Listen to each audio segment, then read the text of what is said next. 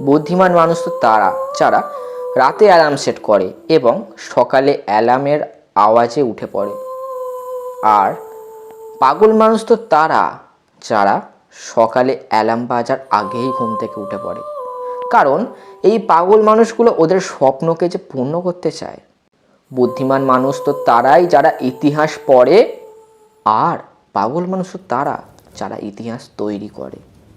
খারাপ সময় কিছু মানুষ ভেঙে পড়ে আর কিছু মানুষ আবার ঘুরে দাঁড়ায়। যদি মানুষ তোমায় পাগল বলে তো ভেবে নিও তুমি এমন কিছু করে দেখিয়েছো যা তাদের ধারণার বাইরে, যা তারা কখনো অ্যাচিভ করতে পারবে না।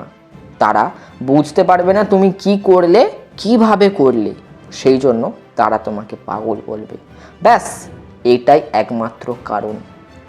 আর তুমি যদি তাদের কনভিন্স করতে চাও, ফর এক্সাম্পল কেউ তোমার কথার সাথে এগ্রি করছে না, কেউ তোমাকে সাপোর্ট করছে না, আর তুমি তাদের বোঝাতে চাইছো, মানাতে চাইছো, তো আমি বলবো তুমি একটা ডাফার। যদি তুমি এমন করো তো তোমার কোনো স্বপ্নই নেই, কোনো ভিত নেই তোমার স্বপ্নের।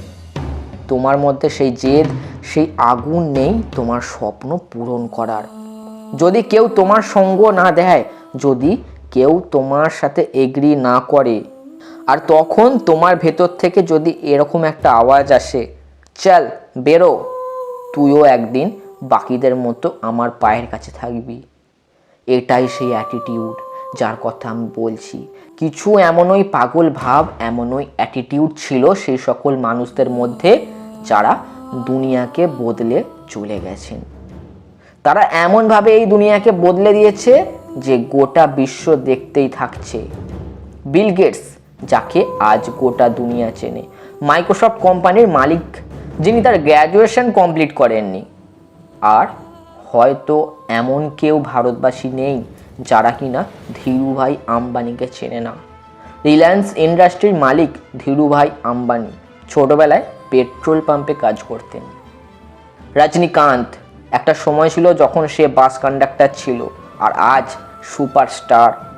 সচিন তেন্ডুলকার, যাকে আজ আমরা ক্রিকেটের ভগবান বলে চিনি, কিন্তু তিনি 10th ফেল, তার সত্ত্বেও ক্রিকেটের গড নামে পরিচিত। মেসি, ফুটবল জগতের বাদশাহ, ফুটবল ট্রেনিংয়ের ফিস দেওয়ার জন্য হোটেলে চা সার্ভ করতেন।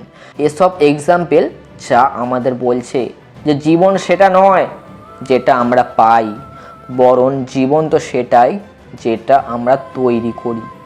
আজও লোকজন টাইম পাস করে ফেসবুক, হোয়াটসঅ্যাপ, ফ্রি ফায়ার, পাবজিতে টাইম পাস করে। হয়তো তুমি ঠিক করে নাও যে তুমি জীবনে কি করতে চাও, আর নয়তো এই জীবন, এই সময় ঠিক করে ফেলবে তোমার সাথে কি হবে ভবিষ্যতে। প্রথমে তুমি সময় নষ্ট করো, আর তারপর সময় তোমাকে ধীরে ধীরে মারতে থাকে। তোমার জীবনে এমন একটা স্বপ্ন অবশ্যই থাকা দরকার যা তোমায় সকালে উঠতে বাধ্য করে দেবে। আমাদের এই দুনিয়ার অন্যান্য মানুষদের থেকে কিছু আলাদা করে দেখাতে হবে, কিছু ভিন্ন করতে হবে। আমাদের যেই প্যাশান, যেই ট্যালেন্ট আছে সেটা আমাদের করতে হবে, কাজে লাগাতে হবে। কারণ দুনিয়ার লক্ষ্য অন্য আর আমাদের লক্ষ্য অন্য। আমাদের লক্ষ্য ভুলে গেলে হবে না, বদলে গেলে হবে না, শুধু নিজের কাজে ফোকাস করতে হবে। ভিডিওটি শুনে যদি তোমাদের একটুও খারাপ লেগে থাকে অবশ্যই ডিসলাইক করতে পারো, আর ভালো লাগলে লাইক করতে পারো।